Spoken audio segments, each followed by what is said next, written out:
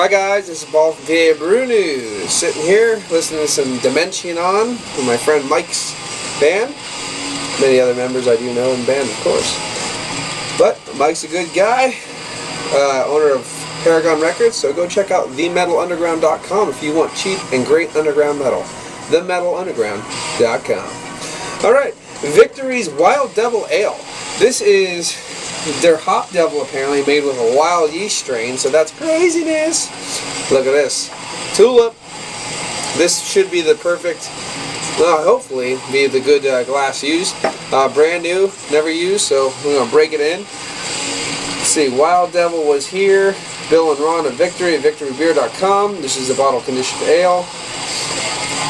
The menacing, delicious Hop Devil has always been wild, with bold German malt and whole American hops. This India Pale Ale is nothing but prime, but add a touch of Brettanomyces. Okay, so it is. I got the B word, the Brett word, so it is a wild yeast strain. Wild Belgianesque-ness. So, didn't fly off. You should always keep pressure down. You should always keep down pressure because corks are cantankerous and have known to hurt people. I don't know about kill, but I know hurt. Maim. Ooh, smoke. Smoky goodness.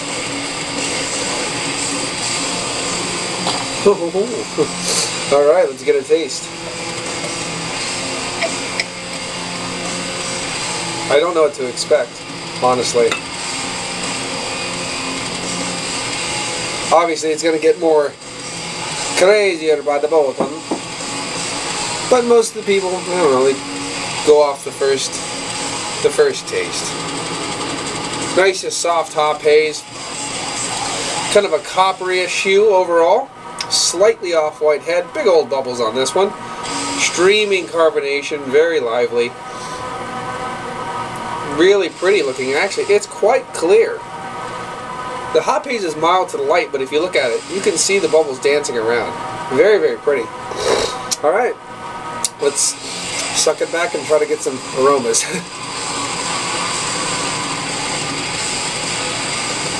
Oh, there's really a lot of peppery notes. You get a lot of earthiness. You actually, you get a lot of bittering hops off this one. I mean, it just has that bittering quality. Peppery, spicy, earthy.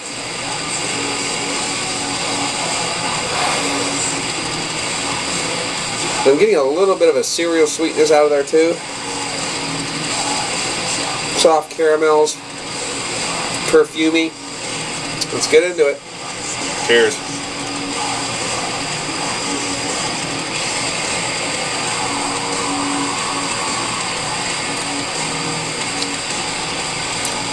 Drying finish. I did. Right at the initial, because you got the initial hop wallop.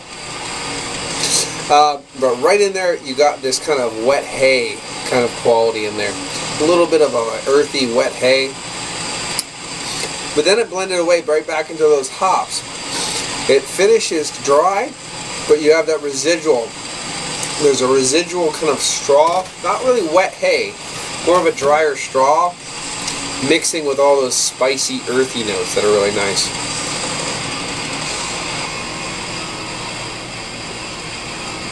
When you roll it around in your mouth, you'll get a little bit of that kind of just pasture-esque, not pasture, more of a field, you know, just nice blowing around field notes with all those kind of wild flowers and stuff, because all this earth and hop, that perfumey hops rolling around in there. I don't know if it's so much the Brett that's giving you those perfumes or the hops, but once you start to drink it, you definitely get a little bit of that dank wet hay, but then it just blends, it really blends well into those hops.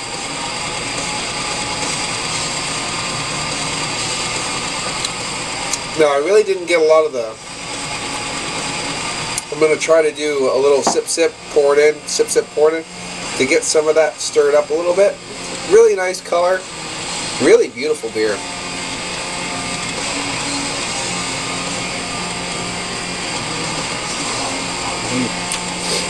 It's soft and delicate overall. It's not abrasive. It's not overwhelming. The Brett is, the Brett on this one is actually the underlying character. It's a big boy. Hop Devil has always been a big boy for me. It still is. There's a lot of character here, but for some reason, I don't know how the Brett worked, but it seems like the hops are kind of lower key than the regular Hop Devil. A little bit on the low key side, unless this is super old. But on 11 June 2014. Alright, this is August 18th, so it's 2 months old. So at that time, yes, they would have died down a little bit, but it's really nice.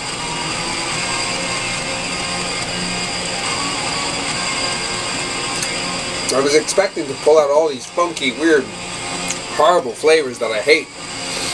I don't really like a lot of those crazy flavors. Horse blanket, in the face, you know what I'm talking about. Ooh, horse blanket. But this is really nice. This is a very nice beer with some nice Brett added. Change it up, but it's still very nice. It's a little bit lower key again. You're getting a little bit of a soft funk in there, that soft wet hay, but it's undertoned. So it's just really kind of interesting because the whole beer is just kicked down a little bit. I don't know if the yeast did that.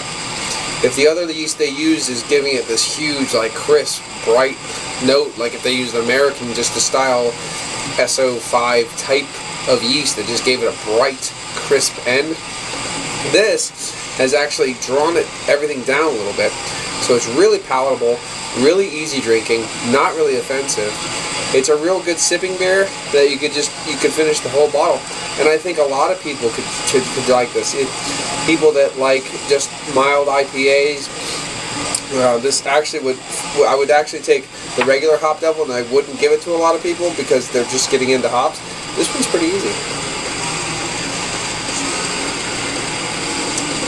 Yeah, it's not bad. I don't know what time we're at now, but I'm not seeing anything too crazy or too bad about this one. Yeah. Very nice beer. Very nice beer. I'm going to enjoy. Yeah, very nice beer. I'm enjoying this one. The strange thing is, I just did a little bit of a swish ring around. Actually, I need to do another one. Let it kind of do its thing. Shake that shit out of it. Yeah, once you know what comes out of the top, you know you shook it enough. And let that settle. I don't want chunkies, so I shook it around pretty vigorously. But I'm actually getting a little bit more tones of almost a bready, well, it might be the yeast, but I was going to say bready wheat quality coming out of it now. It's definitely really nice. Perfumey, floral, earthy, spicy, peppery. What else do you want? And when you really breathe it in, then you start getting a little touch of that funk. But I can't really find any flaws with this beer, which is really nice. It's a little undertoned from what I would like from Hop Devil, because I think that one sits around about a 9.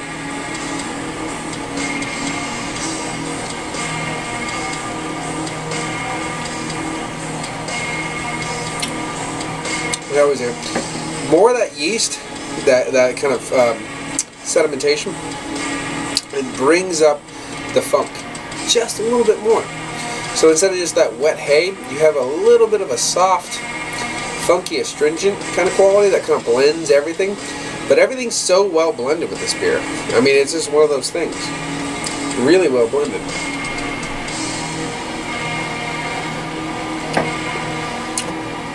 Wow.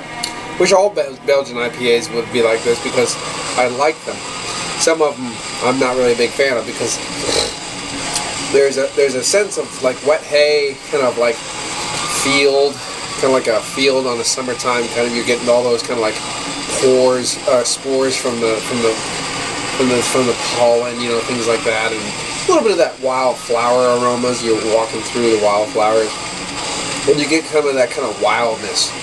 But there's that, and then there's stinkweed, and I get that from a lot of the Belgians, like a really just pungent, stinky weed quality. There's a certain weed that grows along the roadsides here in summer, really, really pungent, and I get that in a lot of the Belgians. Not a lot, but some, like the 2X Bitter from De Rank is, whoa. And even the Leffe Blonde, I get that. And I don't like those very much. This one doesn't have that, so let's give it a read before I end this review.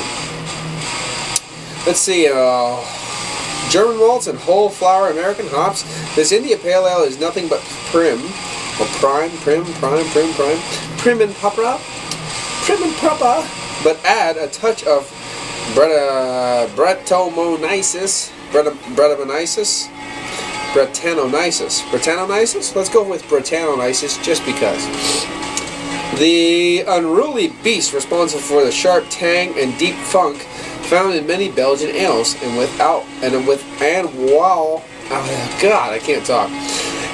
our Wild Devil emerges completely untamed. Floral aromatic hops still leap from this amber ale. I didn't even know it was an amber ale.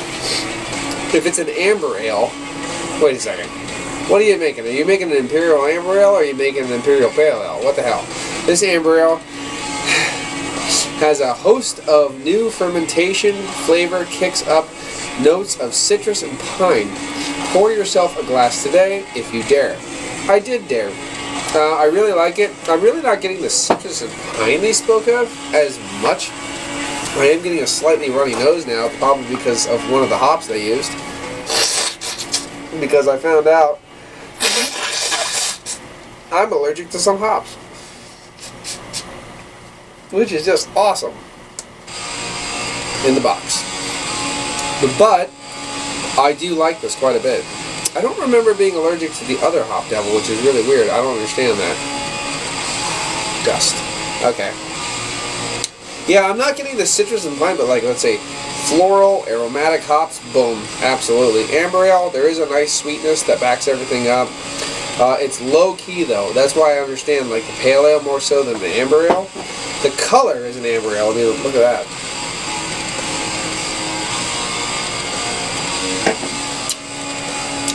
That's one thing I didn't talk about. There is a well, I did talk about that. There's a soft breadiness, and then that soft cereal grain sweetness, and mixing with a soft caramel. It is nice. That's the one thing I'd say the other Hop Devil doesn't really have in its favor, a firm malt base. It's pretty hop aggressive, and you don't really get too much of a malt base. You have to hold on for the ride. This one is really well balanced, really well blended, even with the extra sedimentation in the glass to kick up the beer on the table. It's official. To kick up the funkiness, it's still really well done. Let's pour it and see what we can come up with. Oh, beautiful hop sedimentation. You know, the more I'm drinking this, I'm thinking about kicking it up a little bit.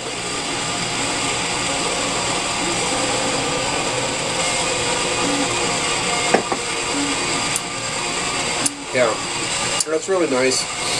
And the more sedimentation that's in it, the smoother it gets. The more hop attack, the less hop attack you get, and the smoother the ale becomes.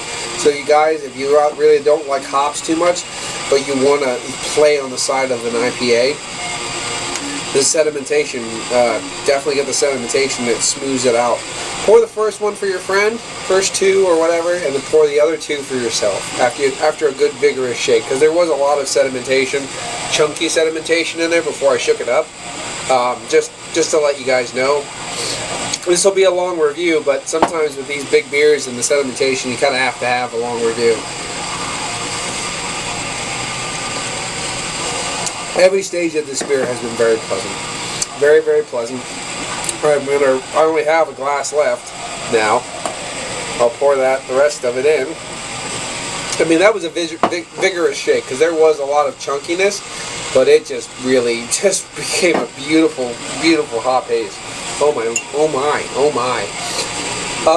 6.7 alcohol by volume, which is completely sessionable for this whole bottle. You won't even notice it. I'm gonna give it a 9. I was gonna give it lower. I was gonna give it lower, but after I've seen how it progressed with its yeast and the sediment and everything, I'm gonna give it a solid 9. Really well done. I'm super impressed on how the bottle conditioning has just matured itself and has allowed a hop haze and no chunky, nasty fishbowl food stuff, and I'm very happy about that. And it gives you two aspects: a nice smoothness, or have less sedimentation, have a real hop attack. So that's really great. This is Wild Devil from Ale. Okay, guys, I have to finish it off. I've been yammering on for far too long. The hop presence is beautiful. I like the spicy earthiness. I like the little wet hay funk. I like the astringent bitterness. The more sediment you add, the better it gets with that funkiness. Also kicks up a nice bready tone to it. Nice. Very good. I love the sedimentation. Shake the living shit out of it, and it becomes a beautiful, cloudy sedimentation, just like it's supposed to be. Excuse me. No chunky fish food. No chunky fish food. So I'm very happy with that.